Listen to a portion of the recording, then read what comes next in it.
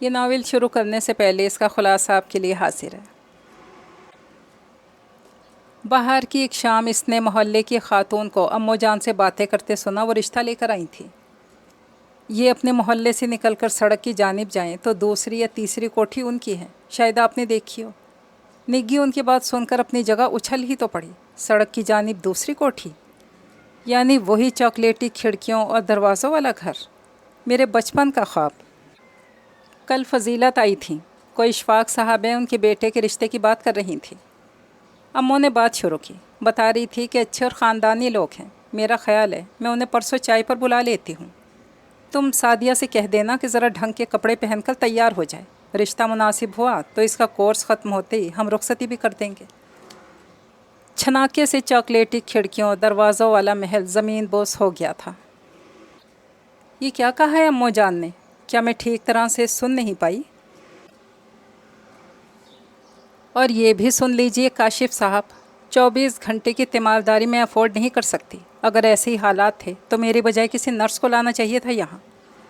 اوپر سے وہ آپ کی نگی آپا، ہر بات پر اعتراض ہوتا ہے انہیں۔ 2 گھڑی آرام کرنے کو لیٹ جاؤں تو آگ لگ جاتی ہے انہیں، تلوار کی طرح سر پہ لٹکتی رہتی ہیں میرے۔ السلام علیکم۔ آج کا جو ناول ہے اس کا نام ہے خوشبو کے دریچے کھلے۔ اگر آپ میرے چینل پر پہلی بار آئے ہیں تو چینل کو لائک اور سبسکرائب ضرور کر دیجیے گا۔ تو چلیے پھر اس ناول کو شروع کرتے ہیں۔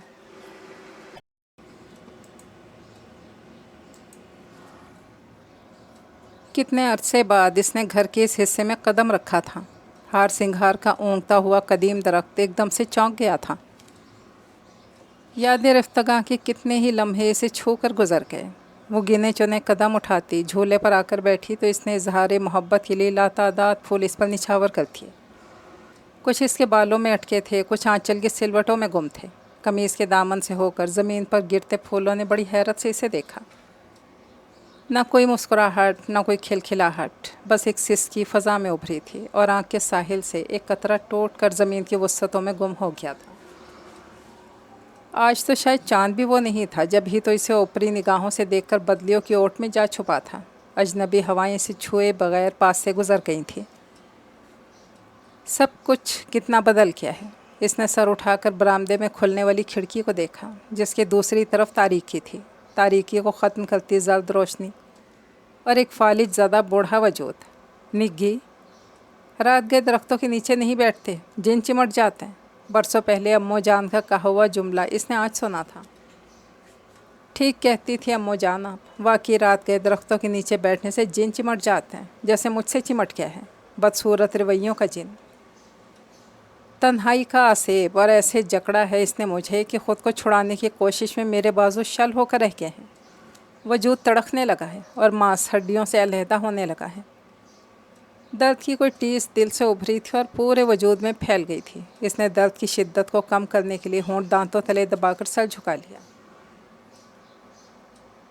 جھولا ڈولتے ڈولتے ساکت ہو چکا تھا۔ ہار سنگھار کا بوڑھا درخت بے چین ہو گیا اور زرد ڈنڈیوں والے پھول اس کی شاخوں سے ٹوٹ کر گرنے لگے۔ نرم ہوا اپنائیت لیے ہوئے اس کی طرف بڑھی اور اس کے گالوں پہ پیار کرتے ہوئے اسے دلاسا دینے لگی۔ فکر مندی سے تکتا ہوا چاند کچھ اور زرد ہو گیا تھا۔ سب کچھ تو ویسے ہی ہے، کچھ بھی نہیں بدلا، بس ایک کسی کی رات وقت کی بھول بھلیوں میں کھو گئی ہے اور وہ خالی ہاتھ اپنی ہی تلاش میں سرگرداں ہے۔ اور وہ جیسے تھک کر جھولے سے اتری اور بے آواز قدم اٹھاتی برآمدے کی طرف بڑھ گئی۔ کیا ہوا؟ ہر کوئی سوالیہ نظروں سے بوڑھے درخت کو تکنے لگا تھا جو ایک بار پھر اس خاموش وجود کے انتظار میں اونگنے لگا تھا۔ وہ بے حد شوخ، شرارتی، نٹ کھٹ واقع ہوئی تھی۔ نچلا بیٹھنا اس کی فطرت میں ہی نہیں تھا۔ جہاں شرارتوں میں بے حد تیز واقع ہوئی تھی وہاں ذہانت میں بھی کوئی اس کا ثانی نہیں تھا۔ تعلیم کے میدان میں اساتذہ سے شاباش وصول کرتی تو گھر میں امو جان کا ہاتھ بٹا کر ان کی واہ واہ سمیٹتی۔ پہلوٹھی کی اولاد تھی، سو امو جان اور ابا کو بے حد عزیز تھی۔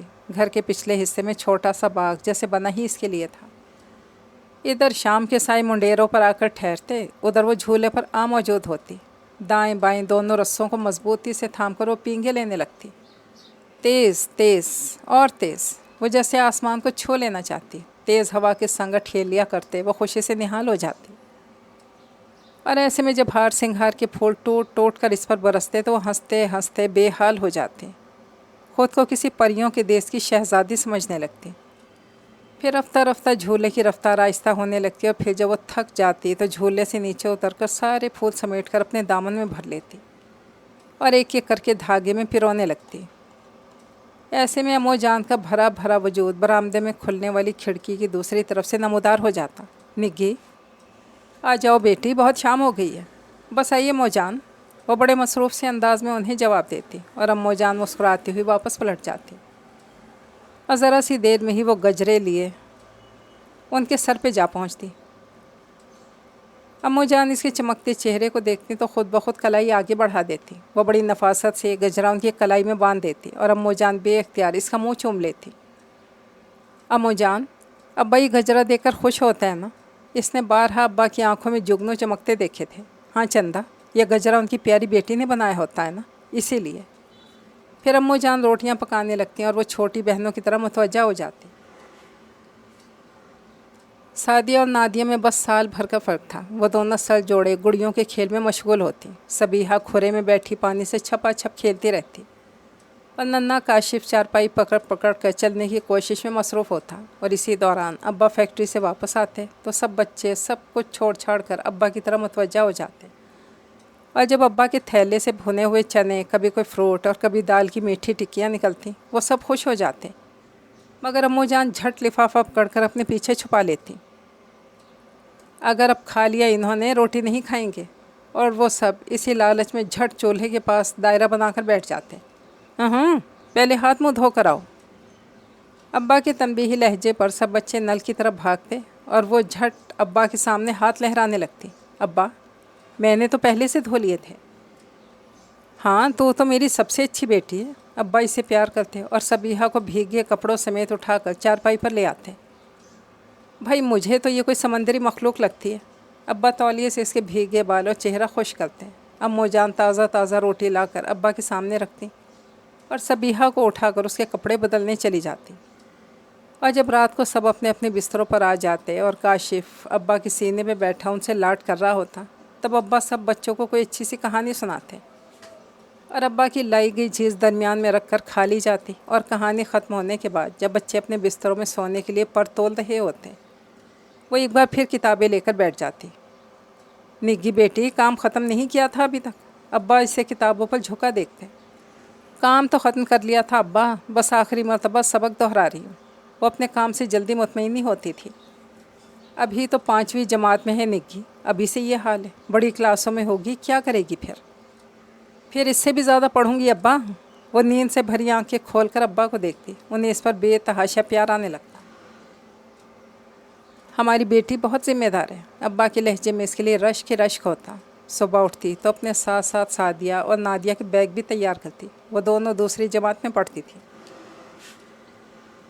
امو جان گرم پراٹھے توے سے اتار کر چنگیر میں رکھتی جاتی اور ساتھ نادیہ کو ہدایات دینے کا سلسلہ بھی جاری رہتا۔ کانوں کے پاس سے صابن صاف کرو، ٹھوڑی کے نیچے ہاتھ پھیرو۔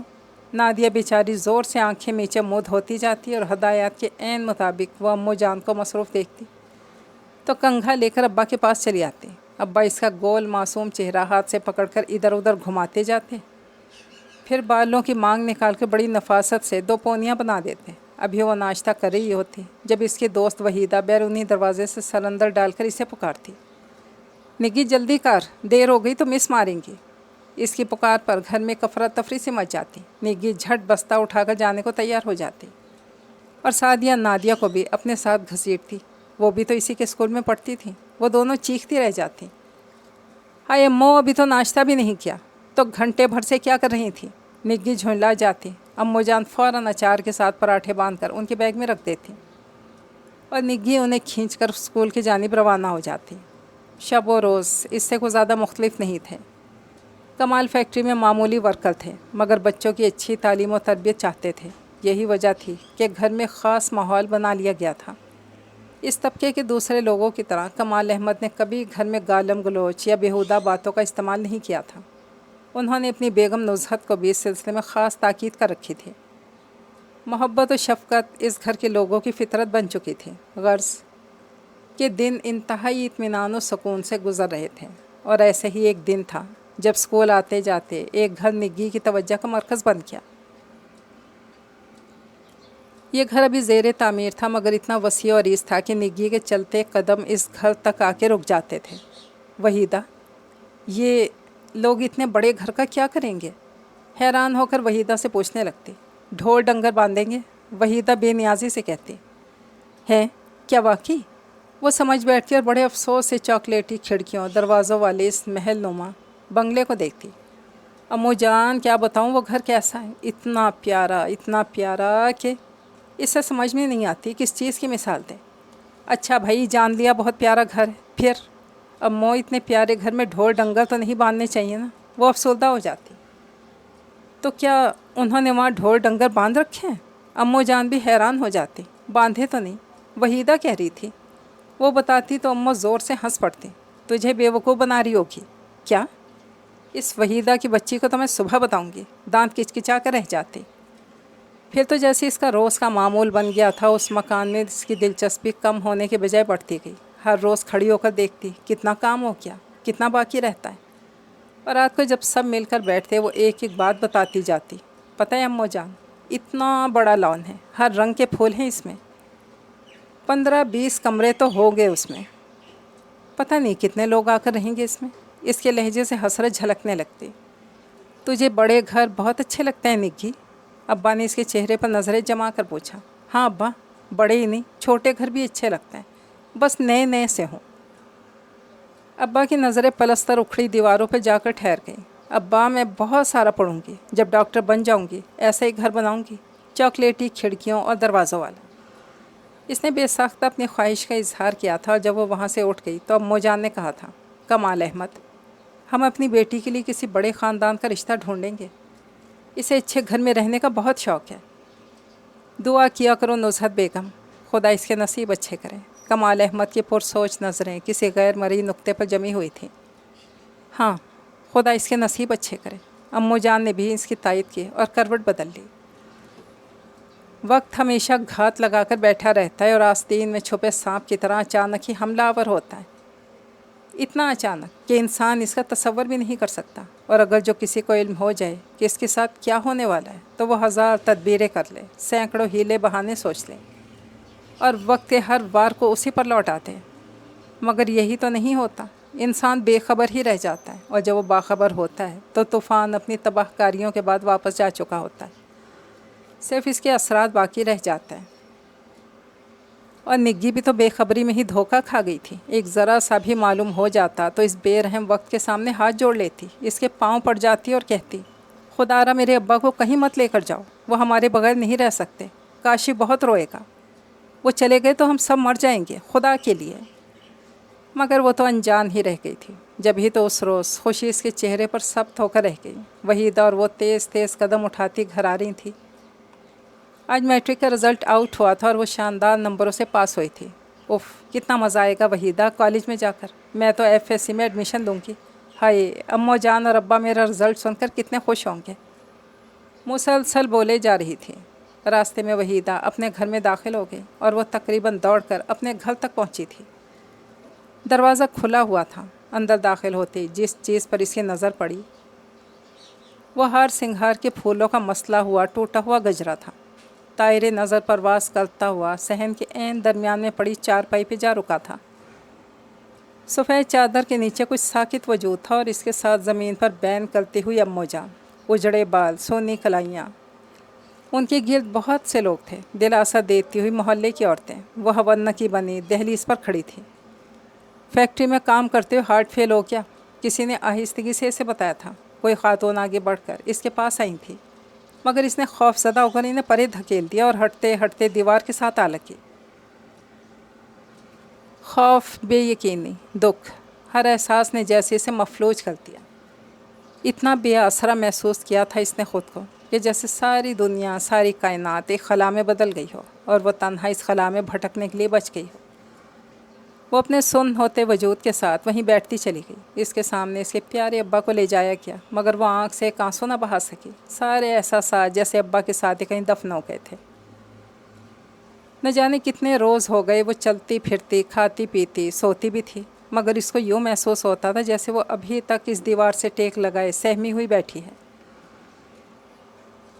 اس کے ارد گرد روتے کرلاتے چہرے اور سامنے چارپائی پر سفید چادر میں لپٹا ابا کا ساکت وجود، اور یہ وجود ہی تو یقین کا سرا اس کے ہاتھ میں نہ آنے دیتا تھا۔ بھلا اچھے بھلے ہنستے کھیلتے باتیں کرتے ابا یوں ایک دم خاموش کیسے ہو سکتے ہیں؟ اور وہ تو نہ جانے کب تک بے یقینی کی کیفیت میں ڈولتی رہتی۔ اگر اس دن کاشف کی چیخیں اسے چونکا نہ دیتی، سونے گھر میں ایک دم جیسے بھونچال سا آ گیا تھا، وہ بھاگ کر صحن میں آئی تو امو جان زمین پر اوندھی پڑی تھی۔ کاشف ڈرے سہمے انداز میں ان سے دور ہو کر کھڑا تھا۔ اس نے جلدی سے امو جان کو سیدھا کیا۔ ان کا چہرہ پیلا ہو رہا تھا اور ماتھے پر پسینے کے قطرے تھے۔ وہ بھاگ کر پڑوس سے خالہ کو بلا لائی۔ ان کی مدد سے امو کو چارپائی پہ لٹایا۔ خالہ فوراً ڈاکٹر کو بلانے بھاگی۔ بس پریشانی کی وجہ سے بے ہوش ہو گئی تھی، کچھ دن آرام کریں گی تو ٹھیک ہو جائیں گی، آپ انہیں نیند کے لیے یہ گولی رات کو کھلاتے۔ ڈاکٹر نے نارمل لہجے میں کہہ کر ایک چٹ ان کی طرح بڑھا دی۔ خالہ واپس چلی گئیں اور وہ امو جان کے پاس بیٹھ کر ان کا ہاتھ سہلانے لگی۔ نوزہت بیگم کی آنکھ کھلی تو نگی سرخ آنکھوں پریشان چہرے کے ساتھ ان پر جھکی ہوئی تھی۔ سعدیہ اور نادیہ اسکول سے آنے کے بعد یونیفارم بدلے بغیر امو جان کے اٹھنے کا انتظار کر رہی تھیں۔ صبیحہ اور کاشف ڈری ڈری نظروں سے ماں کو دیکھ رہے تھے۔ انہیں دیکھ کر نوزہت کا دل کٹ کے رہ گیا۔ سب کے چہروں پر خوف کی ایک ہی تحریر رقم تھی۔ وہ بے اختیار اٹھ کر بیٹھ گئیں۔ سب بچوں کو اپنے بازوں کے حلقے میں لے لیا۔ کمال احمد، کیسے چلے گئے تم؟ ہمیں یوں بے سہارا چھوڑ کر؟ ان معصوم بچوں کو دیکھو، یہ اپنی زندگی کیسے جئیں گے؟ میں ساری رات سو نہیں پاتی۔ زندگی خوف بن کر مجھ پر مسلط ہو گئی ہے۔ کمال احمد، مجھے بتاؤ میں کیا کروں؟ پھوٹ پھوٹ کر روتی تھی۔ وقت کے اس کاری وار پر نزہت بیگم بوکھلا کر رہ گئیں۔ تعلیم اتنی کم تھی کہ اس مشکل وقت میں انہیں سہارا دیتے۔ گھر سے باہر کبھی قدم نہیں نکالا تھا۔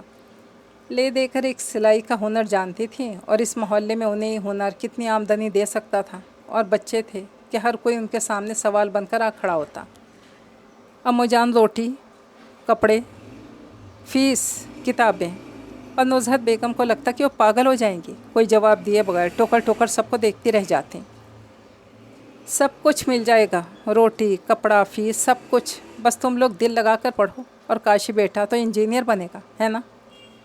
نگی کاشف کو گود میں لی کہہ رہی تھی، اور نزہت نے چونک کر اسے دیکھا۔ میں ہوں نا امو جان؟ نگی کی خاموش نظروں نے انہیں تسلی دی۔ اور اگلی صبح جب نگی چادر اوڑھ کر دہلیز سے باہر نکلی تو ان کا دل ہولنے لگا۔ جوان جہان لڑکی، اتنی سیدھی، نہ دنیا کو دیکھا نہ پرکھا، ایسی لڑکیاں تو راہ چلتے لوگوں کے لیے ترنے والا ثابت ہوتی ہیں۔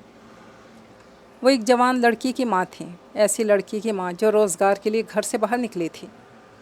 ہزار قسم کے وہم، خدشے اور وسوسے انہیں ڈسنے لگے تھے۔ انہوں نے دروازے میں کھڑے ہو کر اسے بہت دور تک جاتے دیکھا، اور جب تک وہ واپس نہیں آ گئی تھی ان کے لب دعا کے لیے ہلتے رہے تھے۔ جب وہ واپس آئی تو انہوں نے آگے بڑھ کر اسے گلے سے لگا لیا۔ کیا ہوا امو جان؟ گھبرا رہی تھی۔ نگی نے ان کا فکر مند چہرہ دیکھا۔ بس نگی، آج کے بعد تو گھر سے نہیں نکلے گی۔ میں خود کہیں محنت مزدوری کر لوں گی، جھوٹے برتن دھو لوں گی لوگوں کے گھروں میں، تجھے نوکری نہیں کرنے دوں گی۔ ایک دم پھوٹ پھوٹ کر روتی۔ نگی نے انہیں بڑے آرام سے چارپائی پر بٹھایا، پانی پلایا اور خود بھی پیا۔ امو جان، پہلے بھی میں اکیلی ہی اسکول جایا کرتی تھی، اب آپ کیوں پریشان ہیں؟ اس نے بڑے نرم لہجے میں پوچھا تھا۔ پہلے تمہارے ابا زندہ تھے؟ ہاں، اور آج ابا نہیں ہیں۔ وہ گہرا سانس لے کر رہ گئی۔ مگر امو، ان کی تربیت، ان کا بخشا ہوا اعتماد، کیا وہ بھی مر گیا؟ میں کچھ نہیں جانتی، امو نے ضدی لہجے میں اسے ٹوک دیا۔ میں سلائی شروع کرتی ہوں، تم بچوں کو ٹیوشن پڑھانا شروع کر دو۔ امو جان، کتنے بچے ہوں گے ہمارے محلے میں ٹیوشن پڑھنے والے، اور بالفرض ٹیوشن پڑھا بھی لوں تو کیا ابا کے وہ سب خواب پورے ہو جائیں گے؟ انہوں نے ہمارے لیے اپنی آنکھوں میں سجا رکھے تھے۔ نگی کی آواز مدھم ہو گئی تھی۔ امو جان نے دیکھا اس کی آنکھوں میں نمی تھی، مزید کچھ کہے بغیر وہاں سے اٹھ گئی تھی۔ رات کو سب اپنے اپنے بستروں پر سونے کے لیے چلے گئے تو وہ اٹھ کر امو کی چارپائی پہ آ بیٹھی۔ کیا بات ہے نگی؟ چند لمحے خاموش رہی تو انہیں پوچھنا پڑا۔ امو، میں یونیک پبلک اسکول کی پرنسپل کے پاس گئی تھی۔ فی الحال انہوں نے مجھے ابتدائی کلاس کو پڑھانے کو کہا ہے۔ 1500 روپے دیں گے، اگر اچھا رزلٹ دوں گی تو تنخواہ بڑھا بھی دیں گی۔ نگی نے مختصراً بات کی۔ وہ امو جان کا اندیا جاننا چاہتی تھی۔ वो कुछ ना बोली। अंधेरे में निग्गी उनके चेहरे के तासुरात भी ना जान सकी। अम्मू जान स्कूल नज़दीक ही है, फिर थोड़ा बहुत वो हमें जानती भी हैं, इसीलिए। इसने इन्हें कायल करना चाहा। अम्मू जान आहिस्तगी से उठ बैठी। माँ बाप सर पर ना रहें तो कुर्बानी हमेशा बड़े बच्चों को ही देना पड़ती है, खा बेटे हों या बेटियाँ। उन्होंने निग्गी का माथा चूम लिया। निग्गी को उनके चेहरे पर नमी महसूस हुई तो इसने इनका हाथ पकड़कर होंठों से लगा लिया। अम्मू जान मत रोया करें, वरना मैं ख़ुद को टूटने से बचा नहीं पाऊँगी। इसकी आवाज़ में लर्जिश थी, जबकि नुज़हत बेगम की आंसुओं में रवानी आ गई थी। हाँ अम्मू, वादा करें हम आज के बाद नहीं रोएंगे, कभी नहीं रोएंगे। हमें एक दूसरे का सहारा बनना है अम्मू जान। वादा करें आप आज के बाद कभी नहीं रोएंगी। उन्हें कहते कहते वो ख़ुद पे ज़ब्त खो बैठी और वो तारीक रात उनके आंसुओं से भीगती रही।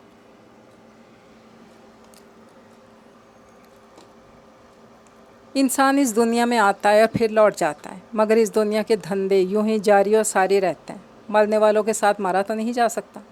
जब तक ज़िंदगी हो जीने का सामान करना पड़ता है, गम कितना ही बड़ा और दुख जानलेवा ही क्यों ना हो। जब तक मुकर्रर वक्त ना आए, सांसों का सिलसिला जारी और सारी रहता है। पेट का दोज़ख भी तो भरना पड़ता है, नींद भी आखिरकार आने ही लगती है। और रफ्ता रफ्ता जाने वालों की जगह भी पुर हो जाती है। उनकी ज़िम्मेदारियां निभाने के लिए दूसरा उनकी जगह ले लेता है। जैसे निग्गी ने अब्बा के बाद इस घर की ज़िम्मेदारी खुद ब खुद उठा ली थी। ज़रूरियात ज़िंदगी पूरी होने लगीं और वक्त अपने ही लगाए गए ज़ख्म पर मरहम रखने लगा। घर में हमा वक्त मशीन की खड़खड़ गूंजने लगी थी। जिन दिनों सिलाई का काम आ जाता, अम्मो जान मशीन से सर ना उठाती, और जिन दिनों फारिग होती तब पहरों बैठी खला में नज़रें जमाए न जाने क्या क्या सोचती रहती। निग्गी सुबह स्कूल में पढ़ाने चली जाती और शाम को कुछ बच्चे ट्यूशन के लिए आ जाते। ज़िंदगी अपने मामूल पर आ ही गई थी, मगर वो बेफिक्री, वो सुकून, वो आराम जो अब्बा की ज़िंदगी में महसूस होता था, अब मफकूद हो गया था। मगर ये बेचैनी और फ़िक्र भी सिर्फ अम्मो जान और निग्गी के सर पे ही सवार रहती थी। बाकी बच्चों की ज़रूरियात पहले भी पूरी हो रही थी, अब फिर होने लगी थी। बस ज़रूरतें पूरी करने वाले अफराद बदले थे, जिनका इन्हें कुछ ख़ास एहसास नहीं था। अपनी पहली तनख्वाह में जहाँ इसने घर के लिए ज़रूरी अशिया ख़रीदी, वहाँ अपने लिए FA की किताबें भी ले आई। हाय वो डॉक्टर बनने का ख्वाब। पहले रोज़ इसने किताबें खोली, दिल में कुछ टूट सा गया।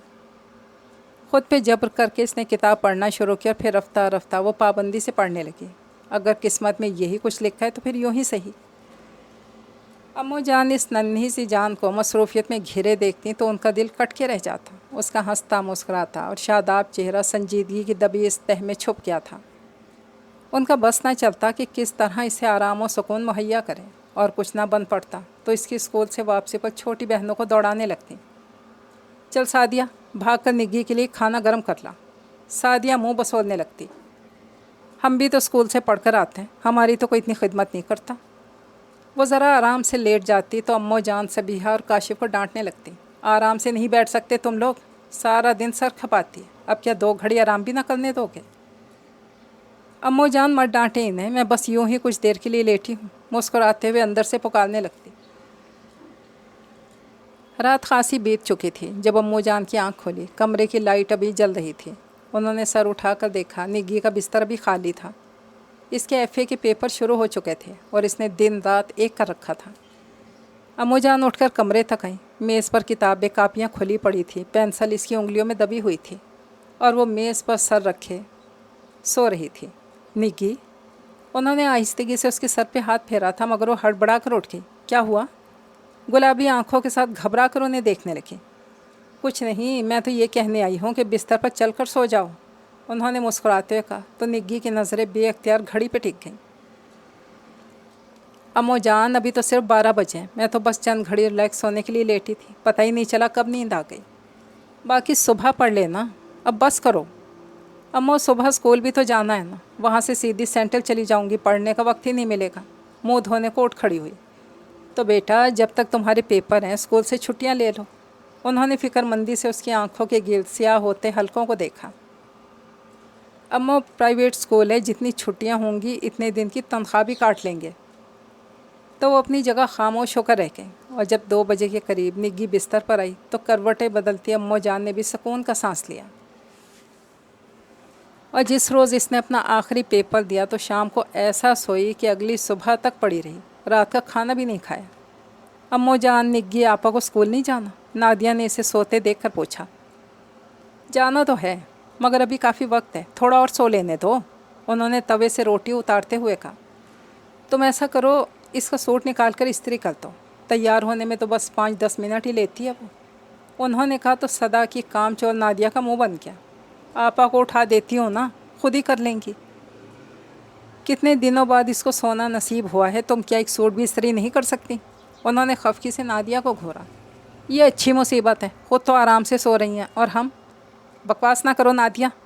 उन्हें नादिया की बदतमीज़ी पर गुस्सा आ गया। दिन रात मेहनत करती है वो तुम लोगों के लिए, तुम्हें कुछ एहसास ही नहीं इसका? जी हाँ, बड़ा एहसान है उनका हम पर, वो सदा की मुँहफट थी। हाँ, इसका एहसान ही है तुम लोगों पर, आज वो ना होती तो भूखे मर रहे होते तुम लोग। अम्मू जान का गुस्सा बतदरीज बढ़ रहा था। सादिया ने नादिया को ज़बरदस्त तरीके से घूरा तो वो हड़बड़ाती वहाँ से चलती। ज़िंदगी लगे बंधे असूलों के तहत चल रही थी। निग्गी ने बीए भी कर लिया। उसकी तालीमी काबिलियत और क्लास के 100% रिज़ल्ट पर इसकी तनख्वाह में खातिर खा इजाफ़ा किया जाता रहा। सादिया ने मैट्रिक के बाद सिलाई का कोर्स करना शुरू कर दिया। नादिया का दिल पढ़ाई में नहीं लगता था, सो इसने मैट्रिक के बाद आगे दाखिला लेने से साफ इनकार कर दिया। इसकी खुश्क और बेरौनक ज़िंदगी में खुशी का झोंका उस वक्त आया जब बहार की एक शाम इसने मोहल्ले की एक खातून को अम्मू जान से बातें करते सुना। वो किचन में चाय बना रही थी और सहन से उनकी बातें करने की आवाज़ इसे बखूबी सुनाई दे रही थी। इशफाक साहब की तो लॉटरी निकल आई थी, कई साल अमेरिका में रहे। घर तो इनका काफ़ी अरसे से बंद रहा था, मगर वो ख़ुद 4-5 साल पहले यहाँ शिफ्ट हुए थे। ये अपने मोहल्ले से निकलकर सड़क की जानिब जाएं तो दूसरी तीसरी कोठी तो उनकी है, शायद आपने भी देखी हो। निग्गी उनकी बात सुनकर अपनी जगह उछल ही तो पड़ी। सड़क की जानिब दूसरी कोठी, यानी वही चॉकलेटी खिड़कियों और दरवाज़ों वाला घर। चूल्हा बंद करके खिड़की के पास आ खड़ी हुई। बड़े बेटे की शादी बेगम इशफाक ने खासे ऊंचे घर में की थी। उनकी बहू तेज़ चिड़चिड़े मिजाज की निकली। चंद माह बाद अपने शौहर को लेकर अलग हो गई। अब वो मुझसे कह रही थी, कोई ऐसी लड़की देखो जो नेक हो, घर बार संभाल सके, बुढ़ापे में उनकी खिदमत करे। जहेज़ वगैरह को उन्हें कोई लालच नहीं, सच मानो नुज़हत। मेरे जहन में तो फ़ौरन ही निग्गी का ख्याल आ गया। माशाल्लाह, लड़का भी प्यारा है, निग्गी के साथ खूब जचेगा। वो खातून कही जा रही थी और अम्मू जान खामोशी से सुन रही थी। तुम सोच लो, निग्गी से मशवरा कर लो, माशाल्लाह समझदार बच्ची है। अगर तुम लोगों की मर्ज़ी हुई तो मैं बात आगे चलाऊंगी। कमाल अहमद ने मुझे बहन बना रखा था, अगर मैं किसी काम आ जाऊं तो मुझे बड़ी खुशी होगी। वो खातून वाकई मुखलिस थी। अम्मू से कहकर वापस चली गई और निग्गी के लिए अपने धड़कते दिल को संभालना मुश्किल हो गया। बचपन का कोई देखा हुआ ख्वाब फिर से आंखों में रोशन हो गया। वो इतना प्यारा खूबसूरत सा घर, इसकी नज़रों में वो वसी और रिज़लान घूमने लगा। कितना अरसा हो गया था इसने कभी आंख उठाकर इस घर को दोबारा नहीं देखा था। अब्बा के जाने के बाद जैसे हर चीज़ में कशिश ख़त्म होकर रह गई थी। आज सब बातें सुनकर गोया राख में दबी चिंगारी फिर से सुलग उठी थी। वो रात को सोने के लिए बिस्तर पर आई तो कितने ही ख्वाब बिन बुलाए आँखों में आन वारिद हुए। और ख्वाबों पर किसी का ज़ोर कब चलता है, ये तो अपने लिए खुद रास्ता बनाते हैं और पलकों की चिलमन पे आ ठहरते हैं। कांटों की राह गुज़र पर चलने वाला भी फूलों की सेज के ख्वाब ज़रूर देखता है, तो फिर निग्गी उन्हें कैसे रोक पाती। इसके नाजुक जज्बात में हलचल मची तो हसीन ख्यालों के दायरे इसकी ज़ात के गिर्द बिखरते ही चले गए। मगर मेरे बाद इस घर का क्या होगा? इसके शऊर ने इसे किसी खूबसूरत ख्वाब से चौंका दिया था। कुछ नहीं होगा, यह घर यूं ही खुशबुओं की फुहार में भीगता रहेगा। हम दोनों मिलकर अपनी जिम्मेदारियां निभाएंगे। काशिफ इंजीनियर बनेगा और सबीहा डॉक्टर। हम दोनों साथ होंगे ना तो हर मुश्किल आसान हो जाएगी। कोई ख्वाब आगे लहजे में इसे यकीन दिला रहा था। हाँ, अगर ऐसा हो तो कितना अच्छा हो जाए। दोपहर में मुसाफत करते हुए निग्गी के दिल में अचानक नखलिस्तान की ख्वाहिश उभर आई थी और जब वो सोई तो तमानिया तामेज़ मुस्कुराहट इसके चेहरे से आया थी। सुबह वो उठी तो अपनी तब्दीली पर ख़ुद भी हैरान रह गई। कितना अरसा हो गया था वो सुबह उठकर भाग भाग कर घर का कुछ ना कुछ काम निपटाती, फिर स्कूल रवाना हो जाती। एक परेशानी से हम वक्त जहन पे सवार रहती थी। और आज कितने अरसे बाद वो सुबह के वक्त घर के पिछले हिस्से में आई थी। आजकल नादिया सादिया का ज़्यादा वक्त यहीं गुजरता था। وہ کچھ دیر وہاں ٹہلتی رہی، پھر ہار سنگھار کے ڈھیر سارے پھول اپنے دوپٹے میں سمیٹ لیے اور آ کر سارے کے سارے پھول امو جان کی گود میں ڈال دیے۔ انہوں نے چونک کر اسے دیکھا، مسکرا کر واپس پلٹ گئی۔ اسکول جانے کے لیے تیار ہونے لگی تو سفید سوٹ پر سفید ہی دوپٹہ اوڑھنے کے بجائے اس نے الماری سے دھنک رنگ دوپٹہ کھینچ لیا۔ تیار ہونے کے لیے آئینے کے سامنے آئی تو کوئی بھولا بھٹکا گیت اس کے ہونٹوں سے کھیلنے لگا۔ خلاف معمول اس نے سعدیہ کی نیچرل پنک لپسٹک ہونٹوں پر لگائی، برسوں سے سونی آنکھوں میں کاجل کی لکیر کھینچی، چوٹیاں باندھنے کے بعد بالوں کی کچھ لٹیں اس کے مسکراتے چہرے کو چھونے لگیں۔ پھر نہ جانے کیا من میں آئی کہ دراز میں سے 2 ننھے مننے سے سفید ٹاپس بھی نکال لیے، ابھی وہ کانوں میں پہن رہی تھی۔ امو جان کمرے میں چلی آئیں۔ انہوں نے ایک نظر اس پر ڈالی، نگی مجھے تم سے کچھ بات کرنی ہے۔ نگی نے دیکھا امو کے چہرے پر گہری سنجیدگی تھی۔ بات تو خوشی کی ہے مگر امو جان، اس نے دل میں سوچا۔ ہاں کہیے امو، میں سن رہی ہوں، دوبارہ ان کی طرف متوجہ ہوئی۔ امو جان کچھ دیر تک یوں ہی گود میں ہاتھ دھرے بیٹھی رہیں، پھر ہلکا سا کھنکار کر بولی، کل فضیلت آئی تھیں، کوئی اشفاق صاحب ہے، ان کے بیٹے کے رشتے کی بات کر رہی تھیں۔ امو نے بات شروع کی اور نگی بے ساختہ ان کی طرف سے رخ موڑ گئی، بتا رہی تھی کہ اچھے اور خاندانی لوگ ہیں۔ میرا خیال ہے میں انہیں پرسوں چائے پر بلا لیتی ہوں، تم سعدیہ سے کہہ دینا کہ ذرا ڈھنگ کے کپڑے پہن کر تیار ہو جائے، رشتہ مناسب ہوا تو اس کا کورس ختم ہوتے ہی ہم رخصتی بھی کر دیں گے۔ چھن چھن چھن، ایک لمحہ بھی نہیں لگا تھا اور چاکلیٹی کھڑکیوں دروازوں والا محل زمین بوس ہو گیا تھا۔ وسیع اور اس لان میں کھلے ہر قسم کے پھولوں کا رنگ اڑ گیا تھا۔ وہ ٹکر ٹکر امو جان کو دیکھے گئی، جو ایک ہی سانس میں ساری بات کہہ کر کسی مجرم کی طرح سر جھکائے بیٹھی تھی۔ یہ کیا کہا ہے امو جان نے؟ کیا میں ٹھیک طرح سے سن نہیں پائی؟ اس نے ایک نظر امو کے چہرے پر ڈالی۔ ان کے چہرے پہ لہراتے دکھ کے عکس نے تصدیق کر دی کہ جو کچھ اس نے سنا وہی سچ تھا۔ ماں باپ سر پر نہ رہیں تو قربانی ہمیشہ بڑے بچوں کو ہی دینی پڑتی ہے، خواہ وہ بیٹے ہوں یا بیٹیاں۔ سالوں پرانا کہا ہوا امو کا جملہ اس کے ذہن میں باز گشت بن کر گونجا تو اسے ایک دم شرمندگی نے آ گھیرا۔ کیا میں بھول گئی تھی کہ میں اس گھر کی بڑی بیٹی ہوں؟ اس نے گہرا سانس لے کر اپنی ہر کیفیت کو اپنے اندر ہی دفن کر لیا۔ ہاں تو ٹھیک ہے نا امو جان، آپ ان لوگوں کو بلوا لیں، رشتہ اچھا ہوا تو انشاءاللہ جلد ہی سعدیہ کی رخصتی بھی کر دیں گے۔ اس نے بڑے ضبط سے مسکرا کر امو سے کہا اور کاجل صاف کرنے کے بہانے آنسوؤں سے لبریز آنکھیں رگڑ ڈالی۔ خواب کیسا ہی حسین کیوں نہ ہو، ٹوٹ جاتا ہے، اور جب کرچیاں دل میں پیوست ہوتی ہیں تو تکلیف تو ہوتی ہے نا۔ اس نے دانتوں تلے ہونٹ دبا لیا، بالوں کی لٹیں کانوں کے پیچھے اڑس لیں، ہاتھ میں پکڑے ٹاپس دراز میں بند کر دیے اور دھنک رنگ دوپٹہ اٹھا کر دوبارہ سے الماری میں رکھ دیا۔ اچھا امو جان، میں چلتی ہوں۔ امو کی طرف دیکھے بغیر سفید چادر اوڑھ کر باہر نکل گئی اور کمرے میں تنہا بیٹھی امو جان نے اپنے آنسوؤں کو کھل کر برسنے دیا تھا۔ سعدیہ کو معلوم ہوا تو اچھا خاصا ناراض ہو گئی۔ یہ اچھا دستور ہے، آپا کے بجائے مجھے قربانی کا بکرا بنا رہے ہیں۔ نگی نے اپنے طور پر اسے سمجھا بجھا دیا اور جب بیگم اشفاق سعدیہ کو دیکھنے گھر آئیں تو بے اختیار ماشاء اللہ کہہ اٹھیں۔ نوخیز جوانی تھی اور اس پر شرم و حیا کی تماست۔ سعدیہ تو انہیں پہلی نظر میں ہی پسند آ گئی تھی۔ خوشی خوشی انہیں گھر آنے کی دعوت دے کر چلی گئیں، اور جب وہ فضیلت خالہ اور امو جان کے ساتھ لڑکا دیکھنے گئی تو اس گھر میں قدم رکھتے ہوئے اس نے گویا اپنی آنکھیں بند کر لیں۔ یہ وہی گھر تھا جس کے بارے میں وہ پہروں بیٹھ کر سوچا کرتی تھی۔ نہ جانے یہ گھر اندر سے کیسا ہوگا۔ وہ اپنے پیروں پہ نظریں جمائی چلتی رہی۔ لڑکا خاصا خوش شکل تھا، بات چیت میں رکھ رکھاؤ اور سنجیدگی تھی۔ کچھ دیر ان کے پاس بیٹھا، پھر اٹھ گیا۔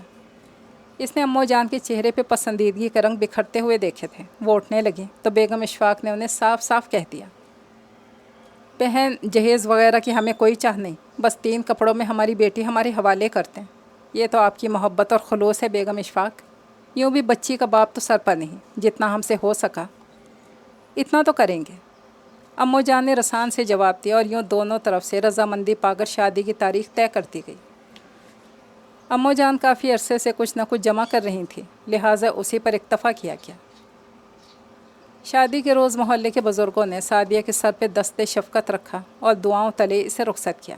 امو جان ابا کی یاد میں روتی رہیں اور محلے کی عورتیں انہیں تسلی دیتی رہیں، شکر کرو بیٹی اپنے گھر کی ہوئی، ورنہ آج کل تو لڑکیاں گھروں میں بیٹھی بوڑھی ہو جاتی ہیں، کوئی پوچھنے والا نہیں ہوتا۔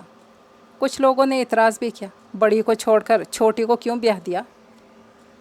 हाँ भाई, कमाती जो है, इसे रुखसत कर देती तो घर बार का खर्चा कौन उठाता। लोगों की बातें अम्मों के दिल में तीर की तरह लगती रहीं और निग्गी ने अपने कान बंद कर लिए। सादिया की शादी हुई तो अम्मो जान को कुछ हौसला हुआ। निग्गी भी खुद को हल्का फुल्का महसूस करने लगी थी। इन्हीं दिनों इसके कोलीग ने इसे एमए का मशवरा दे दिया ताकि बाद में वो किसी कॉलेज में अप्लाई कर सके। मशवरा अच्छा था, इसके दिल को लगा, सो इसने प्राइवेट तौर पर एमए की तैयारी शुरू कर दी। नादिया ने मज़ीद पढ़ने पर आमादगी ज़ाहिर न की तो इसने बच्चों को ट्यूशन पढ़ाने का काम इसके स्पोर्ट कर दिया। शादी के बाद जब भी शादी आई, इसका हंसता मुस्कुराता चेहरा इसकी खुशी की दलील देता नज़र आता। वो निग्गी के साथ पहले भी इतनी फ्री नहीं थी, नादिया से दोस्ती थी। सो शादी के बाद जब भी आती दोनों सर जोड़कर बैठ जाती। अम्मो जान हंसों का जोड़ा मिल बैठा है, अब न जाने किस किस की बुराइयां होंगी। काशिफ उन्हें छेड़ता तो नादिया चिढ़ जाती, तुम क्यों जल रहे हो। मैं क्यों जलूं, जले मेरी ये टूटी हुई चप्पल। जानबूझकर अपनी टूटी हुई चप्पल अम्मो जान के सामने जाकर लहराता। सबीहा खासी कम गो थी, चुपचाप मुस्कुराती हुई उनकी तकरार सुनती रहती। निग्गी का वो ख़ास ख्याल रखती थी और इन्हीं दिनों जब एक रोज़ सादिया अपने ससुराल से आई तो खिलाफ तवक्को नादिया के बजाय अम्मो जान के घुटने से लगकर बैठ गई। तो नादिया के साथ साथ निग्गी भी हैरान रह गई, कमाल है।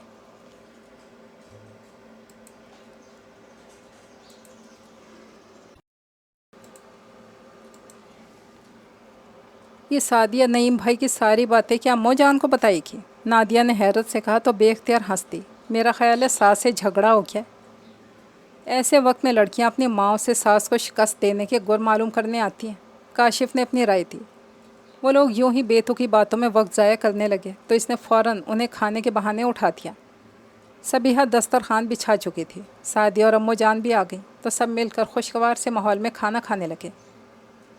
खाने के बाद वो किताबें उठाकर दूसरे कमरे में आ गई और जब रात गए वो पढ़कर बाहर निकली तो साथ वाले कमरे से सादिया की बोलने की आवाज़ आ रही थी। ये लोग अभी तक जाग रहे हैं। वो सोने का इरादा मुलतवी करके उनकी तरफ आई मगर अपना नाम सुनकर दरवाजे के पास ही ठिठक गई। मगर अम्मो जान, मैं तो निग्गी आपा के लिए। अम्मो ने सादिया को दरमियान में ही टोक दिया। जो मैं तुम्हें कह रही हूँ ना, इस पर अमल करो, नादिया की बात चलाओ। अगर वो राज़ी हो जाए तो बेहतर है। यूँ भी मुझे तो नादिया के तौर तरीक़ों से खौफ ही आता है, अजीब लापरवाह तबीयत है उसकी। चलें अम्मो, जैसे आपकी मर्ज़ी। सादिया ने कुछ लम्हे बाद कहा था, चुपचाप पलटकर वापस आ गई। ठीक ही तो कहा है अम्मो ने। अगर सादिया मुझसे मशवरा लेती तो शायद मैं भी इसे यही कहती। इसने चादर खींचकर अपने ऊपर डाली और तारों भरे आसमान पर नज़रें काट दी। इधर इसने एमए फाइनल ईयर के पेपर दिए, उधर नादिया की शादी की तैयारियां शुरू हो गई। सादिया के ससुराले रिश्तेदार थे अच्छे खासे नेक और भले मानस लोग थे। अम्मो जान खुदा का शुक्र अदा करते ना थकती, घर बैठे इतना अच्छा रिश्ता बेटी के लिए मिल रहा था।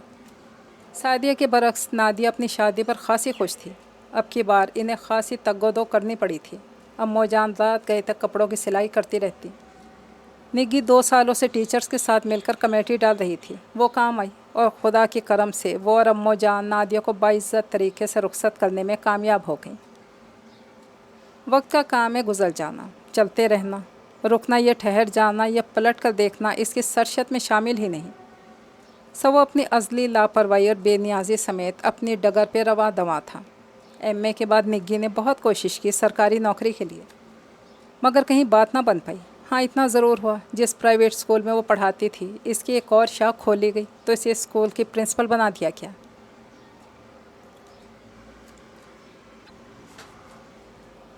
सबीहा और काशिफ दोनों एफएससी में थे। बस अब अच्छा रिश्ता मिल जाए तो मैं निग्गी के हाथ भी पीले कर दूंगी। अम्मो जान काशिफ के बढ़ते हुए कद को देखकर कहती, वो कुछ कहने लगती तो वो इसे टोक देती, माशाल्लाह तुम्हारा भाई बड़ा हो गया, कहीं छोटी मोटी नौकरी कर लेगा तो हम दोनों का बोझ भी उठा लेगा। उन्होंने आसपास के लोगों से जिक्र भी कर दिया। वो परेशान होकर रह जाती, मेरे बाद इस घर का क्या होगा। काशिफ नौकरी करने लगेगा तो आगे कैसे पढ़ सकेगा। काशिफ इंजीनियर ना बना तो अब्बा के देखे गए सब ख्वाब अधूरे रह जाएंगे। इसे लगता वो कोई जुर्म करने जा रही है, अपनी जिम्मेदारियों से नज़रें चुरा रही है। इन्हीं दिनों किसी स्कूल मास्टर का जिक्र घर में कसरत से होने लगा। यह रिश्ता भी खाला फजीलत ही लाई थी और एक रोज़ अम्मो जान ने इसे पास बिठा कर कहा, رشتہ تو مجھے پسند ہے، کوئی خاص لمبا چوڑا خاندان نہیں، لڑکے کی ایک ہی بہن ہے، وہ بھی شادی شدہ۔ فضیلت کے دیکھے بھالے لوگ ہیں، خدا نے چاہا تو تم خوش رہو گی۔ امو جان کی آواز بھیگنے لگی تھی، خود اس کی پلکیں بھی نم ہو گئیں۔ کل فضیلت آئیں گی تو میں انہیں ہاں میں جواب دے دوں گی۔ امو جان نے مصمم ارادہ کر لیا تھا، اس نے بس ایک خاموش سی نظر امو پر ڈالی اور وہاں سے اٹھ گئی۔ کچھ عجیب سی کیفیت تھی اس کی، یوں اس طرح اپنے متعلق سوچنا بڑا عجیب سا لگ رہا تھا۔ امو نے اپنے تئیں پکا فیصلہ کر لیا تھا اور سونے سے پہلے وہ نگی کو دلہن بنے دیکھ رہی تھی۔ خدا بڑا رحیم و کریم ہے، ایک ایک کر کے سارے مسئلے حل ہوتے گئے، ورنہ جب کمال احمد اس دنیا میں نہیں رہے تھے سانس لینا بھی دشوار لگتا تھا۔ واقعی وقت اگر نامہربان ہوتا ہے تو مہربان بھی تو ہو جاتا ہے، انہوں نے کروٹ بدلتے ہوئے سوچا تھا، مگر یہ خیال ان کے ذہن کے کسی گوشے میں بھی نہیں تھا کہ مہربان کو نامہربان ہونے میں کون سا وقت لگتا ہے۔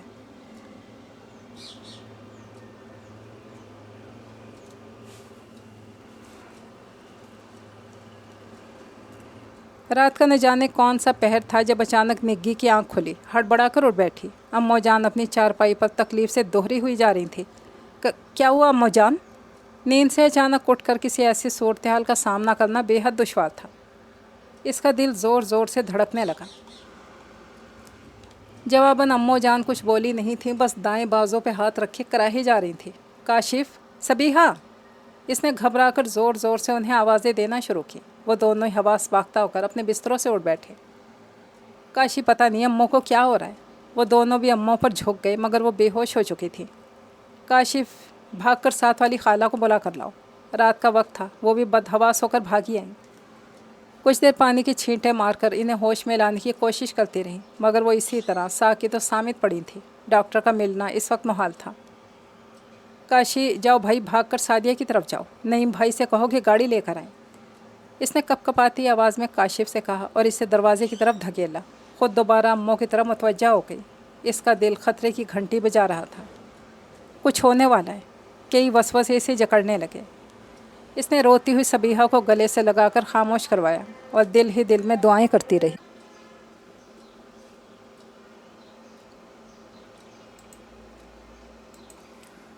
سعدیہ بھی نعیم کے ساتھ ہی چلی آئی تھی۔ امو جان کو گاڑی کی پچھلی سیٹ پر لٹایا، نگی اور پڑوسن خالہ ساتھ بیٹھ گئیں۔ سعدیہ گھر میں رک گئی اور نعیم کی پرزور ڈانٹ پر کاشف ان دونوں کے پاس گھر میں رک گیا تھا۔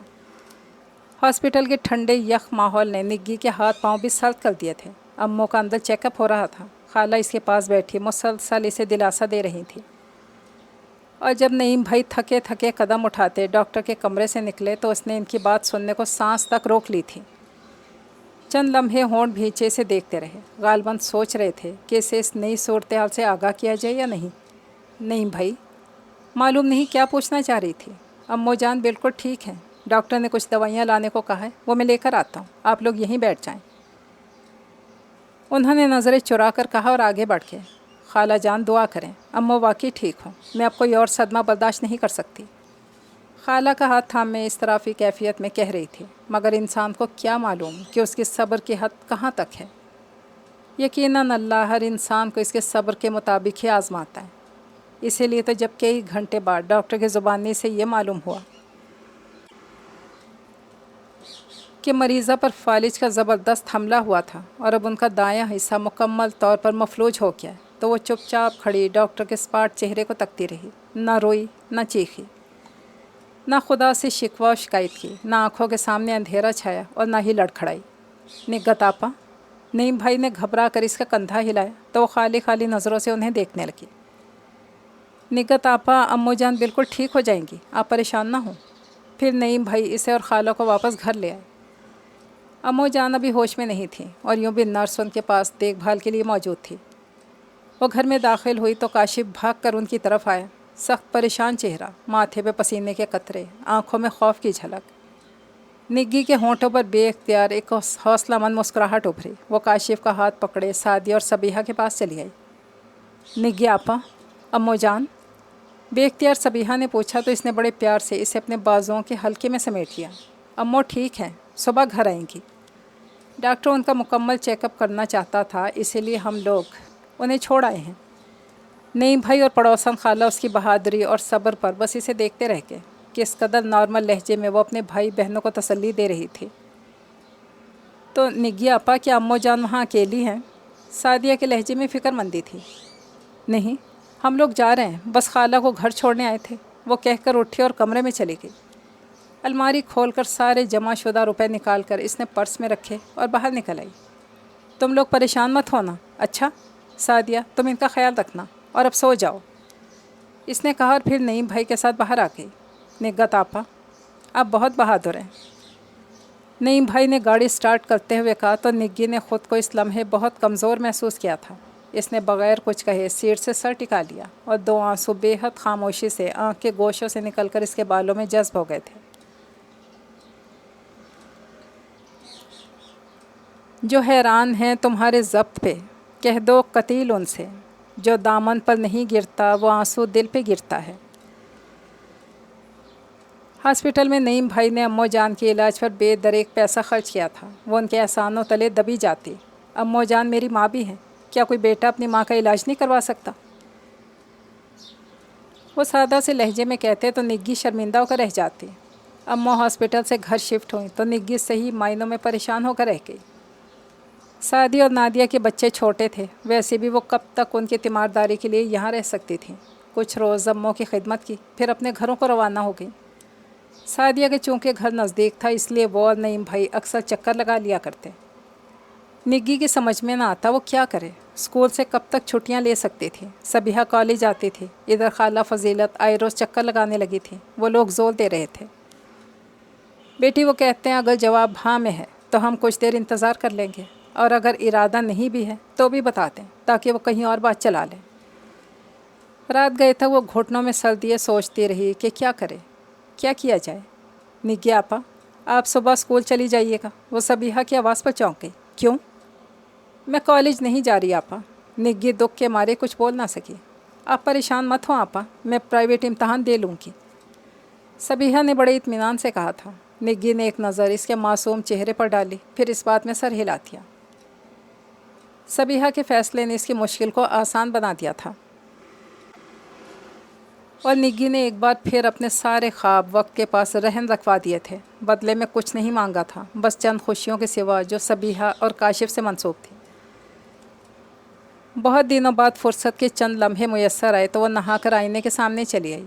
हेयर ब्रश उठाकर बाल सुलझाते हुए इसके हाथ यकदम रुक से गए थे। सियाह रात में बिखरी चांदनी ने इसे हैरान कर दिया था। इसने एक बार फिर ज़रा आईने के नज़दीक होकर देखा। वाकई कितने ही सफ़ेद बाल सियाह बालों से नुमायाँ हो रहे थे। अम्मो जान, इसने हैरत भरी आवाज़ में उन्हें पुकारा। अम्मो, वक्त कितना बीत गया है ना। इसने मुड़कर अम्मो को देखा। वो ज़रा सा मुस्कुराई थी, गोया उसकी तायद की थी। पता है अम्मो जान, सबिहा दुल्हन बनी तो मुझे यकीन ही नहीं आ रहा था कि ये वही सबिहा है जो खुरे में पानी भरे छपा छप खेलती रहती थी। और अब्बा कहा करते थे ये तो कोई समंदरी मखलूक लगती है। और अम्मो वो रुखसती के वक्त इतना रोई थी कि हर तरफ जलथल हो गई। मुझे तो वाकई समंदरी मखलूक ही लग रही थी। वो ख़ुद को इंतहाई हल्का फुल्का और आज़ाद महसूस कर रही थी। सबिहा की शादी निग्गी की प्रिंसिपल के भतीजे से हुई थी। काशिफ के लिए इसे लड़की ढूंढने की ज़रूरत ही पेश नहीं आई थी। जिस कंपनी में इसे इंजीनियर की पोस्ट की जॉब मिली थी वहाँ इसने अपने एक कुलीग को अपने लिए पसंद कर लिया था। इस तरह निग्गी का काम मज़ीद आसान हो गया। काशिफ के वलीमे के रोज़ सबिहा की रुखसती कर दी गई थी और अब इसका दिल आज़ाद पंछी की तरह फ़ज़ाओं में झूमने को चाहता था। बालों की चुटिया बनाकर इसने पुश्त पे डाली और कंघे से बाल निकालते हुए कोई तीसरी बार इसने गौर से अपना चेहरा देखा। वाकई वक्त बहुत बीत गया है। आईने के सामने से हटकर अम्मो के पास आ बैठी। अम्मो जान पूरी आंखें खोले इसे देख रही थी। क्या देख रही हैं?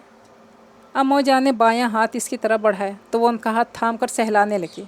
इसे तकते तकते अम्मो जान की खुश्क आँखों में लम्हा भर के लिए नमी चमकी, फिर आंसू लकीर की सूरत बहकर उनकी कनपटियों में गुम हो गए। अम्मो जान, निग्गी हैरत और दुख से उनके बिल्कुल करीब आ बैठी। आप रो रही हैं, मगर क्यों? उनके आंसू निग्गी के दिल पर गिर रहे थे।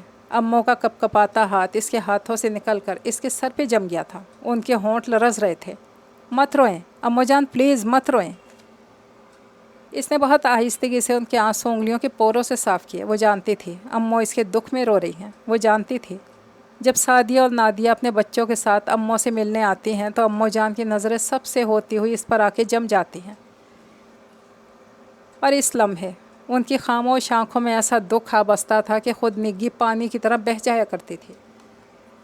اموں جان یاد ہے، ایک رات ہم دونوں نے وعدہ کیا تھا کہ ایک دوسرے سے، اس نے پیار سے اموں کا چہرہ دونوں ہاتھوں میں تھام لیا تھا، کہ ہم دونوں کبھی نہیں روئیں گے کیونکہ ہمیں ایک دوسرے کا سہارا بننا ہے۔ اور دیکھیں اموں جان، کتنا کچھ ہو گیا، کیا کچھ سہنا پڑا، میں نہیں روئی، اور میں رونا نہیں چاہتی اموں جان، میں بکھر گئی تو شاید کوئی سمیٹ نہ سکے۔ وہ آنکھیں جھپک جھپک کر آنسو اپنے اندر اتارنے لگی تھی، اور اموں جان نے آنکھیں سختی سے بند کر لی تھیں، مبادا کوئی آنسو پھر اپنی حدود پار نہ کر لے۔ کاشف اور زیبا دونوں ملازمت کر رہے تھے، لہٰذا اب کاشف کو اس کا اسکول آنا جانا کچھ اچھا نہیں لگتا تھا، سو اس نے نگی کو منع کر دیا۔ نگی خود بہت زیادہ تھک چکی تھی، اب آرام اور فراغت کا مزہ چکھنا چاہتی تھی، لہٰذا اگلے روز جا کر اس نے پرنسپل صاحبہ کو اطلاع دے دی، کچھ روز تک وہ اس کی جگہ نئی انچارج کا بندوبست کر لیں۔ وہ بیچاری گھبرا گئی، نگت بہت عرصے سے ان کے ہاں ملازمت کر رہی تھی اور اپنے فرائض اس قدر دیانتداری سے سر انجام دے رہی تھی کہ انہیں کوئی پریشانی اٹھانی نہیں پڑی تھی۔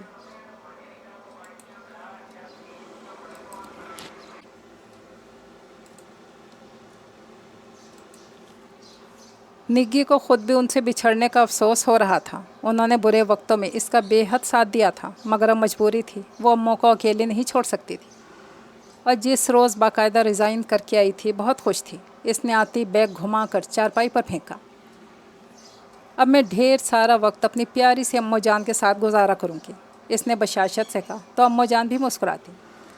سارا دن بے حس و حرکت چارپائی پر لیٹے خالی چھت اور دیواروں کو تکتے رہنا کسی عذاب سے کم نہیں تھا، اب کم از کم دوسراہٹ کا احساس تو رہے گا نا۔ زیبا اپنے آپ میں مگن رہنے والی لڑکی تھی، زیادہ تر اپنے کمرے میں رہتی، صبح یا شام کو چند گھڑیاں اموں جان کے پاس گزارتی تھی۔ نادیہ کے ہاں بیٹا ہوا تھا، کافی دنوں سے جانے کے بارے میں سوچ رہی تھی، مگر چونکہ زیبا آفس جاتی تھی اس لیے پروگرام ملتوی ہوتا رہا۔ اس روز چھٹی کا دن تھا، اس نے اموں جان کے لیے سوپ بنا کر رکھ دیا اور اموں جان کو اپنے جانے کے بارے میں بتایا تو انہوں نے اشارے سے نادیہ کو پیار دینے کے لیے کہا۔ اس بات میں سر ہلا کر کمرے سے باہر آ گئی۔ زیبا، میں ذرا نادیہ کے ہاں جا رہی ہوں، اس کے ہاں بیٹا ہوا ہے نا، میں دیکھنے ہی نہیں جا سکی، آج بازار سے اس کے لیے کچھ چیزیں خرید کر اس کی طرف جاؤں گی، تم پلیز اموں جان کے کمرے میں چلی جانا، میں کوشش کروں گی جلدی واپس آ جاؤں، تم ذرا ان کا خیال رکھنا۔ اس نے دروازے میں کھڑے کھڑے زیبا کو بتایا، وہ اپنے ہفتے بھر کے کپڑے استری کر رہی تھی۔ ٹھیک ہے، زیبا نے خاصے روکھے پھیکے انداز میں کہا تھا، مگر وہ شاید جلدی میں اس کی ناگواری محسوس نہ کر سکی تھی۔ سڑک پہ نکل کر اس نے رکشے ٹیکسی کی تلاش میں نظر دوڑائی تو خاصی ناکامی ہوئی، دور دور تک کچھ نظر نہیں آ رہا تھا۔ مایوس ہو کر اس نے چند قدم دور سعدیہ کے گھر کو دیکھا۔ سعدیہ کا بھی حال چال پوچھ ہی لوں، اس نے سوچا اور قدم آگے بڑھا دیے۔ سعدیہ کا گھر نزدیک تھا، مگر اس کے باوجود بہت محتاط ہو کر آیا جایا کرتی تھی۔ آج بھی سعدیہ نے اسے دیکھا تو بہت خوش ہوئی۔ شکر ہے نگی آپا، آپ کو بھی ہمارا خیال ہے، ورنہ تو جب بھی دل چاہے ملنے کو ہم ہی آتے ہیں۔ وہ اسی لیے اپنے کمرے میں آ گئی۔ اموں کیسی ہیں؟ زیبا بھابھی کی عادت کیسی ہے؟ آپ سے گھل مل گئیں کہ نہیں؟ چونکہ بہت دنوں بعد ملاقات ہو رہی تھی اس لیے سعدیہ بے تابی سے اس سے پوچھنے لگی۔ وہ مسکرا کر اس کو سب کے بارے میں بتانے لگی۔ اچھا سعدیہ، میں اب چلتی ہوں، نادیہ کی طرف جانے کو نکلی تھی میں، وہ ذرا دیر بعد اٹھ کھڑی ہوئی تھی۔ نگی آپا، جانا تو میں نے بھی ہے، نعیم گھر پہ نہیں ہے۔ اچھا پھر آپ 1 منٹ رکیں ذرا، وہ اسے کہہ کر ساس کے کمرے میں چلی گئی۔ ان سے اجازت لے کر دونوں بچے ان کے حوالے کر کے وہ بھی ساتھ چلنے کو تیار ہو گئی۔ نادیہ گھر میں اکیلی تھی، دونوں بہنوں کو ساتھ دیکھ کر خوشی سے چیخ اٹھی۔ اس کے مزاج میں اب بھی ویسی ہی لاپرواہی اور بے نیازی تھی جو شادی سے پہلے ہوا کرتی تھی۔ نادیہ کے اصرار پر وہ شام تک وہاں رکیں اور پھر واپس آ گئیں۔ سارا دن بے حد اچھا گزرا تھا۔ مسکراتی ہوئی گھر میں داخل ہوئی تھی، زیبا کے کمرے کا دروازہ بند تھا، وہ سیدھی اموں جان کے کمرے کی طرف بڑھ گئی۔ سارا راستہ وہ یہی سوچتی آئی تھی کہ اموں جان کو یہ بات بتاؤں گی، وہ کہوں گی، مگر کمرے میں داخل ہو کر جیسے اس کی نظر اموں جان پر پڑی، ہاتھ میں پکڑا بیگ اور چادر پھسل کر فرش پہ جا گری، تیر کی طرح اموں جان کی طرف لپکی۔ وہ اکھڑی سانسوں کے ساتھ بایاں ہاتھ بڑھا کر تپائی پر سے پانی کا گلاس اٹھانے کی کوشش کر رہی تھیں، اور نہ جانے کب سے کر رہی تھیں۔ बेबसी का एक ऐसा मंजर था कि वो सर तापा कप कप आ गई। गिलास में इतनी तेज़ी से पानी उंडेला कि आधा पानी फर्श पे बह गया। अम्मा को सहारा देकर गिलास उनके लबों से लगाया तो वो गटागट सारा पानी पीकर निढाल से होकर इस पर गिर गई। इसने सीधा करके लिटाया, तकिए पे सर रखा। अम्मो जान, कुछ खाया आपने? इसने फिक्रमंदी से उन्हें देखा, चुपचाप इसे देखे गई। ओ मेरे खुदाया, तो क्या ये सुबह से भूखी हैं?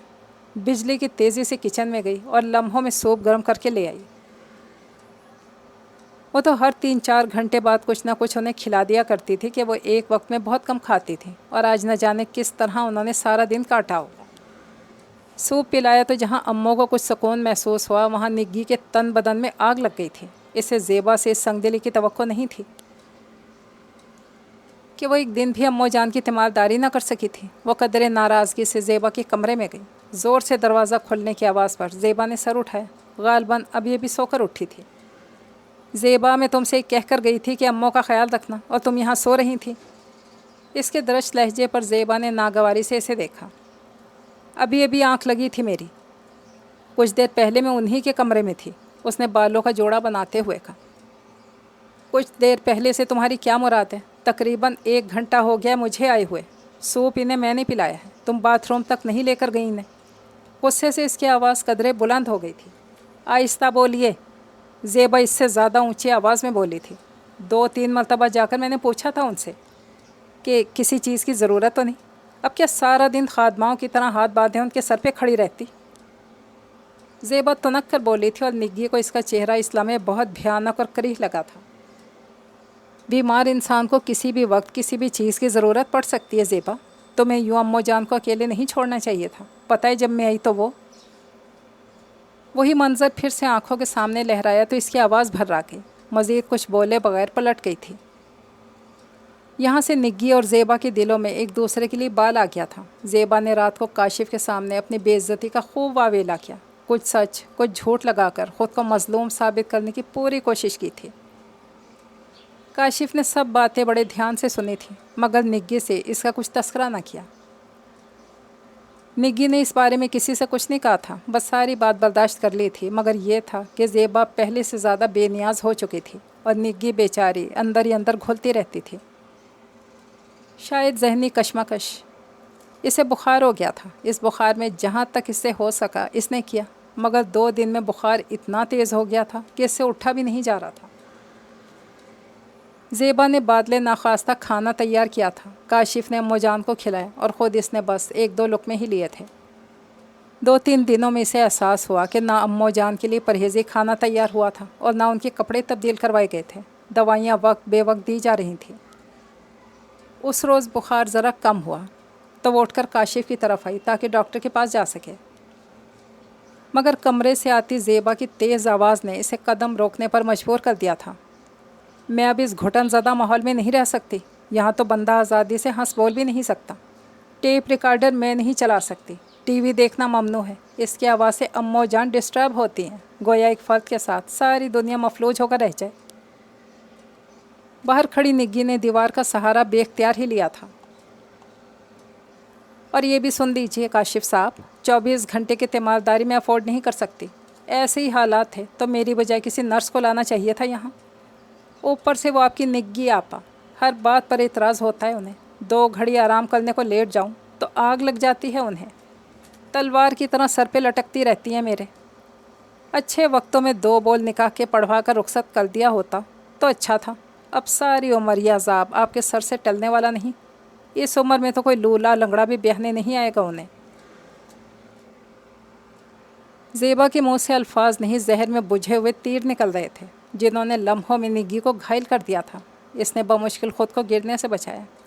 वो मुंतज़िर थी कि काशिफ की आवाज़ की, इसकी दहाड़ की, वो भी गरजेगा और ज़ेबा से कह देगा, ख़बरदार जो मेरी माँ और बहन के ख़िलाफ़ कुछ मत कहना। मैं उनके बारे में एक लफ्ज़ नहीं सुन सकता। ये वो लोग हैं जिन्होंने अपने सारे ख्वाब गिरवी रख कर मेरे ख्वाबों को ताबीर बख्शी है। मगर वो मुंतज़िर ही रही। कमरे से कोई आवाज़ ना उभरी थी। एक चुप थी, बेहद तवील और गहरी चुप, और इस चुप में से एक अजनबी से आवाज़ उभरी थी, निग्गी आपा, अब हमारा यहाँ रहना मुमकिन नहीं। कंपनी की तरफ से हमारी रिहाइश का बंदोबस्त कर दिया गया है। चंद दिनों तक हम वहाँ शिफ्ट हो जाएंगे। अभी रात तो नहीं हुई, फिर इतनी तारीकी।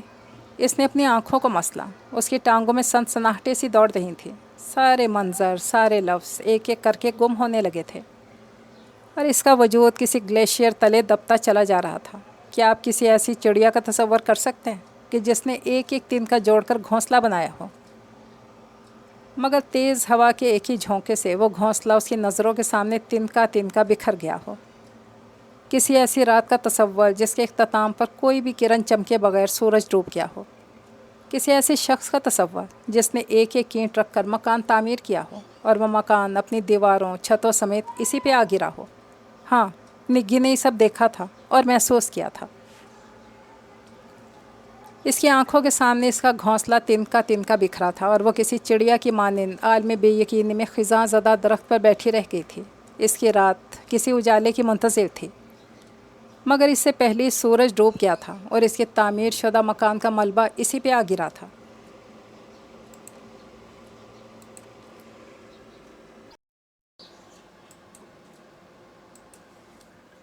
तो ये है तमाम उम्र रियासतों का सिला, वो जिनके लिए रोशनी के जुगनू पकड़ते पकड़ते मैं अंधेरों में खो गई।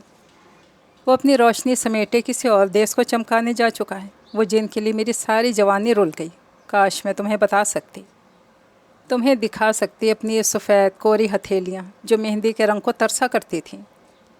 ये सोनी कलाइयाँ जो सुर्ख सुर्ख चूड़ियों के खनक के लिए बेताब थीं।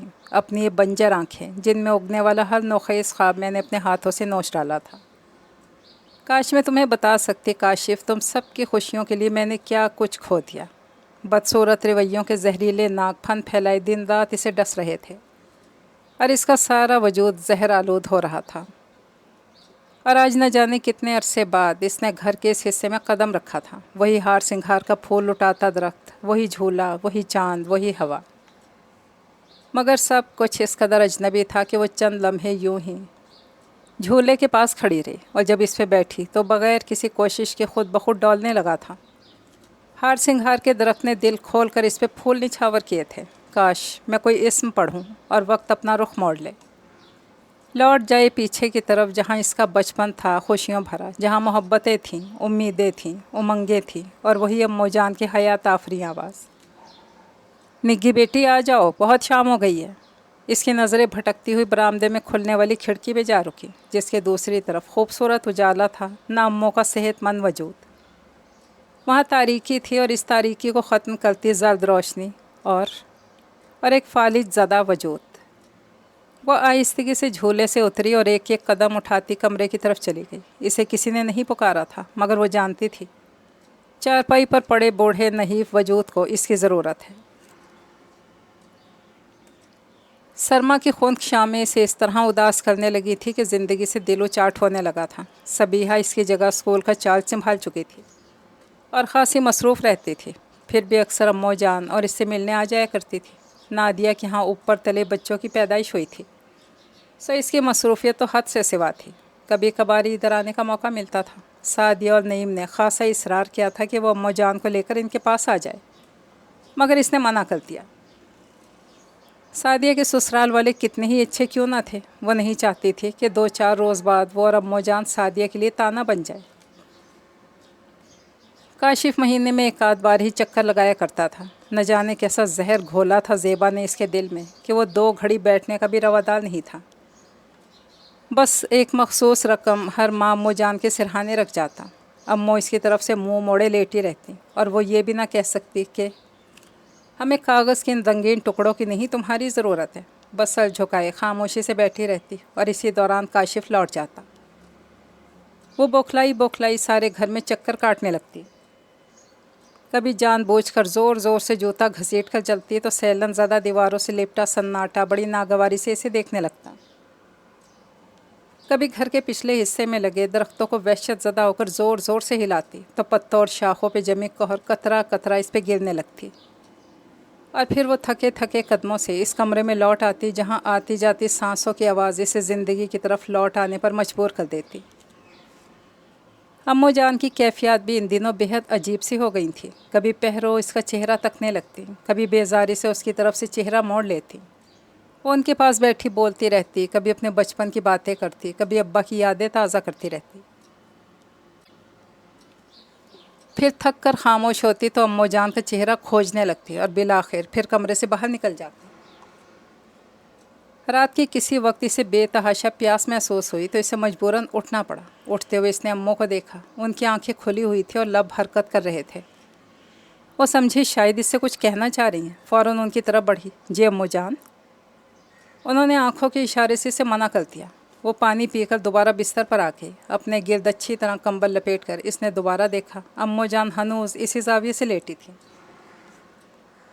نیند کا آنکھوں میں شائبہ تک نہ تھا، معلوم نہیں کب سے جاگ رہی ہیں۔ اس نے لیٹتے ہوئے سوچا اور پھر شاید امو جان کے جاگنے کا خیال تھا کہ وہ دوبارہ سو ہی نہ سکی۔ اس نے سرہانے رکھی کتاب اٹھائی اور یوں ہی سرسری سے نظر صفحوں پر ڈالنے لگی۔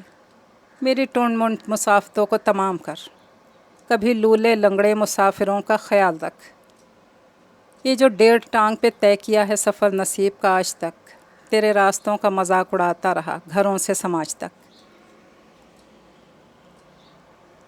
دعا کے لہجے میں اس نے زیر لب کتنی ہی مرتبہ یہ فکرے دہرائے تھے اور امو جان کے دل کی دھڑکنیں اس کے لفظوں سے ہم آہنگ ہو گئی تھیں۔ موسم سرما کی ایسی خون کو ٹھٹھلتی ہوئی شام تھی جب وہ ہیٹر چلا کر امو جان کے پاس آ بیٹھی، انہیں اچھی طرح کمبل اڑھائے۔ امو جان کچھ کھائیں گی؟ انہوں نے نفی میں سر ہلایا تو وہ بھی ہاتھ رگڑتی اپنے بستر میں گھس گئی۔ امو آج سردی کافی ہے، اس نے لیٹتے ہوئے یوں ہی بات شروع کی، اور پھر ادھر ادھر کی باتوں میں کافی وقت گزر گیا۔ امو جان نے آنکھیں بند کر لی تو اس نے بستر تک کمبل گھسیٹ لیا، پھر جیسے خواب میں اسے کوئی دستک سنائی دی تھی۔ دوسری مرتبہ بھی، تیسری مرتبہ خاصی بے دردی سے دروازہ پیٹا گیا تو اس کی تمام حسیات یکدم بیدار ہو گئیں۔ کمبل پرے پھینک کر وہ جلدی سے اٹھی، چپل پہنی اور شال اچھی طرح کاندھوں پر لپیٹی۔ اتنی رات گئے؟ اس نے ایک نظر امو جان پر ڈالی، وہ اسے ہی دیکھ رہی تھی۔ نگی کو کچھ ڈھارس ہوئی تو فوراً کمرے سے باہر نکل گئی۔ باہر اچھی خاصی سردی محسوس ہو رہی تھی۔ آنگن میں کوہر کے بادل اس طرح اترے آ رہے تھے کہ صحن میں جلتے بلب کی روشنی ایک مخصوص دائرے میں قید ہو رہی تھی۔ وہ تیز تیز قدم اٹھاتی دروازے تک پہنچی۔ اس دوران دروازہ کھٹکھٹایا جا چکا تھا۔ کون ہے؟ اس نے خاصے مستحکم اور دبنگ لہجے میں پوچھا۔ میں غیاث ہوں، آپ کی خالہ ارجمن کا بیٹا، کینیڈا سے آیا ہوں۔ غیاث؟ اس نے زیر لب نام دہرایا۔ ماضی کے کچھ لمحے اس کی آنکھوں کے سامنے لہرا گئے۔ ابا کی زندگی میں بھی ایک مرتبہ خالہ ارجمند ان کے گھر آئی تھی، جو کہ اموں کی خالہ زاد بہن تھی۔ وہ لوگ ایک رات ہی ان کے ہاں ٹھہر سکے تھے کہ غیاث نے صبح اٹھتے ہی شور مچانا شروع کر دیا تھا کہ وہ ساری رات مچھروں کی وجہ سے سو نہیں سکا۔ نگی کی آنکھوں میں اس لمبے تڑنگے لڑکے کی شبیہ ابھری جو اس سے کچھ بڑا ہی تھا مگر خاصا ضدی اور لاپرواہ۔ اس نے دروازہ کھولا اور آنے والے کو بڑے غور سے دیکھا۔ جب اس شخص کے چہرے میں اس کے بچپن کی جھلک دکھائی دی تبھی وہ پیچھے ہٹی اور اندر آنے کا راستہ دیا۔ صحن سے برآمدے اور برآمدے سے امو جان کے کمرے تک بھاری قدم اس کے پیچھے تھے۔ امو جان نے خاصی حیرت سے اس کے پیچھے دروازے میں استادہ اس لمبے چوڑے شخص کو دیکھا۔ امو یہ خالہ ارجمن کے بیٹے ہیں، اس نے تعارف کروایا تو امو جان کی آنکھوں میں حیرت و استعجاب کی کیفیت ابھر آئی۔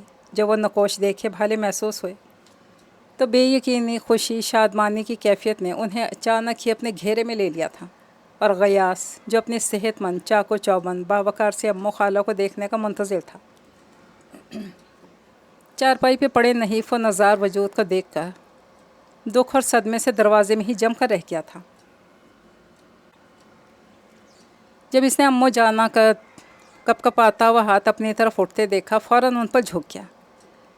امو خالہ نے اسے کھینچ کر اپنے سینے سے لگا لیا تھا۔ ان کا سارا جسم لرز رہا تھا، وہ بلک بلک کر رو رہی تھی، منہ سے ٹوٹے پھوٹے بے معنی الفاظ نکل رہے تھے۔ ہاتھوں کے اشارے سے وہ اسے کچھ بتانا چاہ رہی تھی، کمال احمد کی ناگہانی موت کے بارے میں، وہ نگی کی قربانیوں کا ذکر کرنا چاہتی تھی، کاشف کی بے رخی کا، مگر جب کچھ بس نہ چلا تو زور زور سے رو پڑی۔ امو جان، غیاث یہیں پر ہیں، آپ بعد میں ان سے آرام سے بات کر لیجیے گا۔ نگی کو ان کی بے بسی پر دکھ ہو رہا تھا۔ پلکیں جھپک جھپک کر سارے آنسو اندر اتارتے اس نے آگے بڑھ کر امو جان کو خاموش کروایا اور ان کا آنسوؤں سے تر چہرہ صاف کیا۔ آپ کھانا کھائیں گے؟ امو خاموش ہوئی تو وہ آنے والے کی طرف متوجہ ہوئی۔ اس نے صرف اس بات میں سر ہلا دیا۔ در حقیقت امو خالہ کی حالت نے اس کی قوت گویائی سلب کر لی تھی۔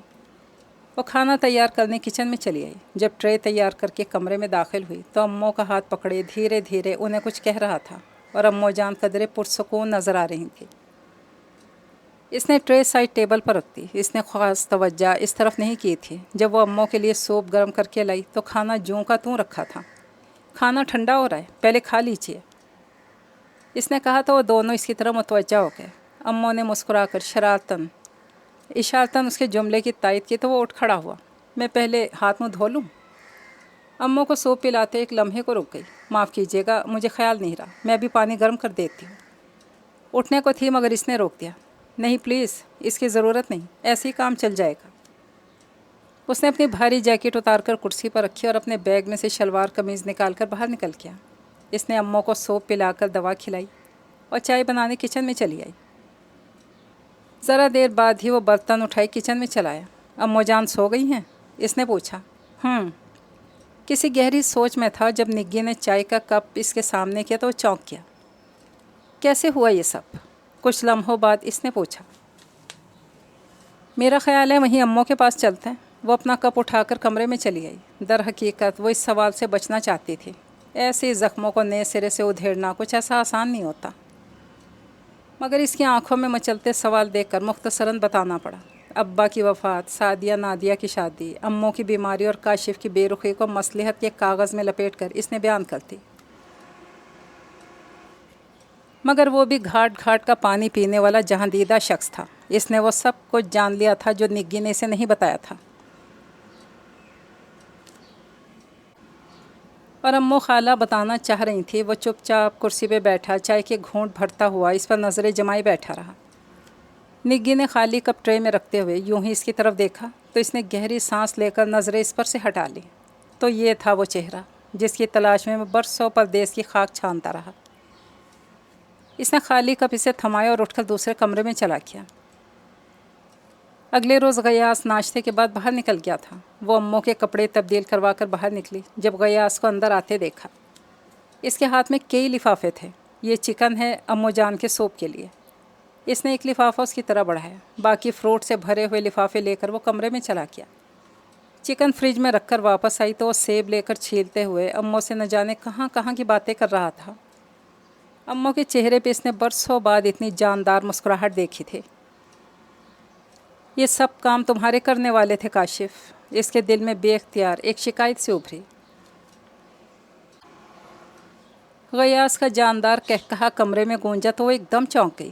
اموں کتنی خوش لگ رہی ہیں، اس نے دل میں سوچتے ہوئے تشکرانہ نظروں سے غیاث کو دیکھا۔ بھرپور سنجیدگی کے باوجود مسکراہٹ اس کے چہرے پہ بھلی لگ رہی تھی۔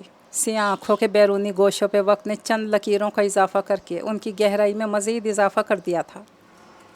کن پٹیوں پر موجود سفید بالوں نے ان کی مجموعی شخصیت کو حد درجہ متاثر کن بنا ڈالا تھا۔ معلوم نہیں بعض لوگ اتنے پرکشش کیوں ہوتے ہیں، اس نے کمرے سے باہر جاتے ہوئے سوچا۔ امو جان غیاث کے ساتھ مگن تھی، سو اسے آزادی سے کام کرنے کا موقع مل گیا تھا۔ دوپہر کا کھانا تیار کر کے وہ ان سے کھانے کے بارے میں پوچھنے گئی۔ پہلے کی نسبت اس وقت کمرے میں کافی خاموشی تھی۔ امو آنکھیں بند کیے پڑی تھی۔ غیاث کسی گہری سوچ میں تھا۔ کمرے میں اس کی موجودگی کا احساس ہوا تو امو جان نے آنکھیں کھول کر اسے دیکھا، پھر اپنے قریب آنے کا اشارہ کیا۔ وہ ان کے پاس چارپائی پہ ہی ٹک گئی۔ انہوں نے اٹھنا چاہا تو نگی نے فوراً انہیں تکیوں کے سہارے بٹھا دیا۔ چند لمحے اسے غور سے دیکھتی رہیں، پھر بایاں ہاتھ بڑھا کر اس کے سر پہ رکھا اور اسے اپنے ساتھ لگا لیا۔ چند لمحے یوں ہی گزر گئے۔ نگی کو کوئی غیر معمولی سا احساس ہو رہا تھا۔ اس نے آہستگی سے سر اٹھا کر دیکھا۔ امو جان مسکرا رہی تھی اور آنکھوں کے گوشوں میں نمی تیر رہی تھی۔ انہوں نے بایاں ہاتھ اس کے چہرے پر پھیرا اور بے اختیار اس کا ماتھا چوم لیا، بالکل ایسے ہی جیسے بچپن میں وہ اسے پیار کیا کرتی تھیں۔ امو جان نے ایک بار پھر اسے دیکھا، بڑے غور سے، کتنے ہی لمحے دیکھتی رہیں۔ وہ ان کی غیر معمولی کیفیت پر گھبرا سی گئی۔ ان کے چہرے پہ بے حد اطمینان تھا۔ وہ ابھی کچھ سمجھ ہی نہ پائی تھی۔ امو جان نے تکیہ نکال دینے کا اشارہ کیا۔ اس نے انہیں دوبارہ سے لٹا دیا۔ جب پلٹی تو کمرے میں ان دونوں کے سوا کوئی نہ تھا۔ غیاث غالباً باہر جا چکا تھا اور پھر وہ انتظار ہی کرتی رہی۔ دوپہر کا کھانا بھی یوں ہی پڑا رہا۔ شام کو وہ واپس آیا اور حسب معمول سیدھا امو کے کمرے میں چلا گیا۔ کھانا لے آؤں؟ اس نے دروازے میں کھڑے کھڑے پوچھا۔ غیاث اور امو دونوں نے اس بات میں سر ہلا دیا۔ اس نے کھانے کی ٹرے غیاث کے سامنے رکھی، خود امو جان کو کھلانے لگی۔ امو نے چند ایک لقمے لے کر بس کر دیا۔ اس نے دوا کھلانی چاہی تو بھی انہوں نے انکار کر دیا۔ اس نے دوبارہ اصرار کیا مگر وہ آنکھیں بند کر چکی تھیں۔ اس نے برتن سمیٹے اور کچن کی طرف چلی گئی۔ امو جان نے اسے کمرے سے باہر نکلتے دیکھا، پھر غیاث کو۔ اس نے مسکراتے ہوئے تسلی دینے والے انداز میں ان کا ہاتھ تھپ تھپایا تو انہوں نے مطمئن ہو کر آنکھیں بند کر لیں۔ وہ بہت دیر سے کچن میں بیٹھی تھی، نہ جانے کیوں دل اتنا گھبرا رہا تھا۔ امو جان کی عجیب و غریب مبہم حرکات نے اسے ڈرا دیا تھا۔ وہ خود کو بے حد تنہا محسوس کر رہی تھی، کہیں کچھ ہو نہ جائے۔ اس کا ڈرا سہما دل بہت بے چین تھا۔ اس نے کئی بار کمرے کا چکر لگایا تھا۔ امو جان سو رہی تھیں یا شاید یوں ہی آنکھیں بند کیے ہوئے پڑی تھیں۔ وہ ان کا ہاتھ تھامے بیٹھا تھا۔ وہ دوبارہ کچن میں واپس چلی آئی تھی۔ ذرا دیر بعد قدموں کی چاپ سنائی تھی۔ وہ کچن کے دروازے تک آیا تو وہ دیا سلائی جلائے اس کے تھر تھراتی لو پہ نظریں جمائے بیٹھی تھی۔ وہ چپ چاپ دونوں ہاتھ سینے پر باندھے دروازے سے ٹیک لگائے کھڑا ہو گیا۔ نگی نے دیکھا، وہ خاموش تھا اور سر جھکا ہوا تھا۔ امو سو رہی ہیں؟ اس نے دیا سلائی بجھا کر پھینکتے ہوئے اس سے پوچھا۔ بہت مشکل سے اس کا جواب سن پائی تھی۔ وہ آج بہت غیر معمولی حرکتیں کر رہی تھیں۔ ان کے چہرے پر ایسا اطمینان میں نے کبھی نہیں دیکھا، اس لیے مجھے ڈر لگ رہا ہے، الجھے الجھے انداز میں بولی تھی۔ میرا خیال ہے انہیں تنہا چھوڑنا مناسب نہیں۔ وہ اٹھ کر باہر نکلنے کو تھی، اس نے ہاتھ بڑھا کر اسے آگے جانے سے روک دیا۔ اس نے سوالیہ نظروں سے اسے دیکھا۔ وہاں کچھ نہیں ہے، وہ جیسے بڑے ضبط سے بولا تھا۔ اس نے بے یقینی سے اس کے سرخ ہوتی آنکھوں کو دیکھا۔ کیا کہہ رہے ہیں آپ؟ اس کی آواز کپ کپ آ گئی۔ کیا ایسا ہونا ممکن ہے جس کے ہونے کا یہ مجھے یقین دلا رہے؟ اس نے لڑکھڑا کر گرتے ہوئے دروازے کا پٹ تھام لیا۔ اس نے چاہا وہ اس کی بات کو جھٹلا دے، مگر اس لمحے اسے ساتھ والے کمرے میں ایسی سرد خاموشی کا احساس ہوا تھا کہ اسے اپنا پورا وجود اس سرد خاموشی میں گم ہوتا محسوس ہو رہا تھا۔ کیا یہ لڑکی رونا بھول چکی ہے یا اس قدر رو چکی ہے کہ اب آنسو اس کی خشک آنکھوں میں اترنے کے لیے تیار ہی نہیں؟ اس نے نگی کو بھری ریت کی مانند دیوار کے ساتھ بیٹھتے ہوئے دیکھا تھا۔ جب اس کے سارے حواس ایک ایک کر کے اس کا ساتھ دینے پر آمادہ ہوئے تو امو جان کو ابا کے پہلو میں دفن کر دیا گیا تھا۔ سعدیہ، نادیہ، صبیحہ نڈھال وجود لیے ان کی گرد جمع تھی۔ ماں کا مفلوج جسم اور جھریوں زدہ چہرہ ان کے میکے کا مان تھا جو اب ختم ہو گیا تھا۔ بھائی نے کبھی کوئی ایسا مان انہیں نہیں دیا تھا۔ اس کا سر خالہ ارجمند کی گود میں تھا۔ مجھے اسی دن دوپہر کو غیاث نے فون کیا تھا، پہلی فلائٹ سے پاکستان آنے کو بھی کہا تھا۔ مجھے رات کی فلائٹ ملی، مگر جب یہاں پہنچی تو میری بہن میرا انتظار کیے بنا جا چکی تھی۔ وہ آنسو پوچھتے ہوئے انہیں بتا رہی تھی۔ 40ویں کے بعد سب لوگ واپس اپنے گھروں کو روانہ ہو گئے، اور اس کے تیسرے ہی دن جب وہ امو جان کے خالی بستر کو بے وجہ ہی تکے جا رہی تھی، کاشف نے اسے کپڑے تیار کرنے کو کہا۔ نگی آپا آپ تیاری کر لیں، ہم لوگ بھی چلتے ہیں۔ وہ جیسے صرف رسم نبھانے کو کہہ رہا تھا۔ اس نے سوالیہ نظروں سے اسے دیکھا۔